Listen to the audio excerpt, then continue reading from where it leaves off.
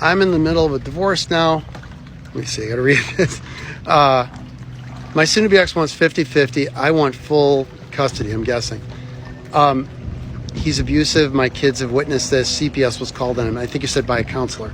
This is a comment from one of our folks, one of our followers. Really appreciate you guys commenting, and I enjoy answering the questions. So here's my best on this.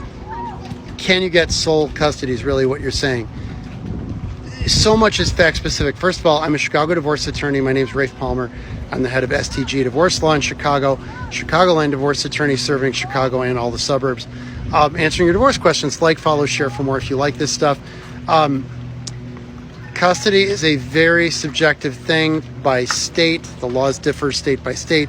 The application of those laws differ not only state to state, but county to county and even judge to judge. I hate to tell you, there's a lot of variability and subjectivity in this. So everyone's mileage may vary. And all I'm going to tell you is what I can tell you based on my knowledge, working over 20 years in divorce in Illinois. Getting sole custody these days is more challenging than ever. Courts prefer joint when they see that parents can cooperate to an extent that's safe for the children. Now, you're saying you're going to talk about this abuse situation. There's no mention of the details. You just said there's evidence of abuse or an incident of one reported to Child and Family Services. I can say generically, one incident does not sole custody make. And also, we don't know the children said something. You didn't say you know it's truthful. So it's going to be like their word against dad's and stuff like that. So this is where custody gets really rough. And that is, proving that this stuff happened is the big challenge. And we don't know how the evidence is going to shake out. We don't know how the judge is going to think about the evidence.